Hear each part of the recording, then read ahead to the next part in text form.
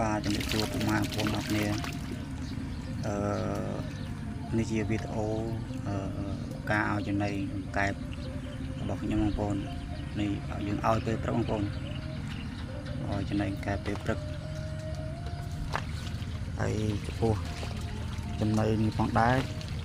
ខ្ញុំឲ្យចំណីវា6លីបងប្អូនចំណី6លីព្រោះវាធំជាងមេជើឆ្ងាយបងប្អូនហើយខ្ញុំឲ្យស៊ី6លីបានបងប្អូនឃើញថាដាក់ទៅវាដើមវាស៊ីគឺកែបវាកម្លាំងចឹងវាស៊ី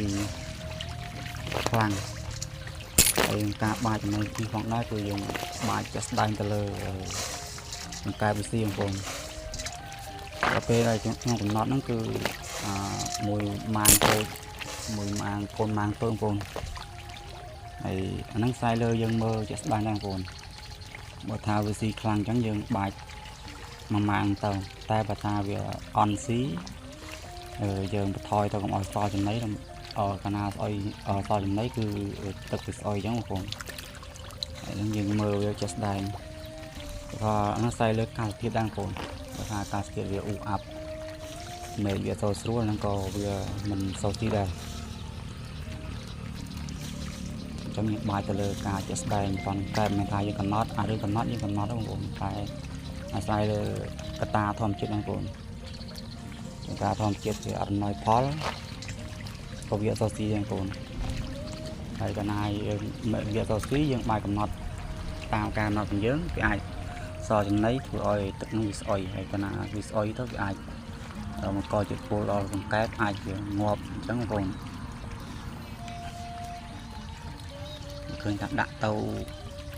មករោទៅគឺវាស៊ីអស់សល់ក្របពីក្របហើយយើងអាចថែមតិចទៀតហើយកាលណាយើងមិនឲ្យវាស៊ីឆ្អែតក៏ជាផលលំបាកមួយដែរបងប្អូនវាអាចខំគ្នាបង្កទៅជារបួសស្នាមដល់កង្កែប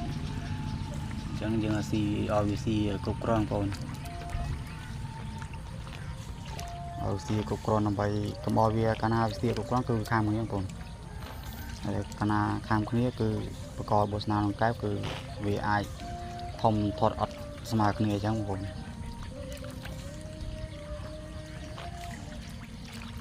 ពេលដល់វាស៊ីចិត្តអស់បងប្អូនសមក្របពីក្របហ្នឹងហើយអរគុណចាស់បងប្អូនដែលបានទស្សនា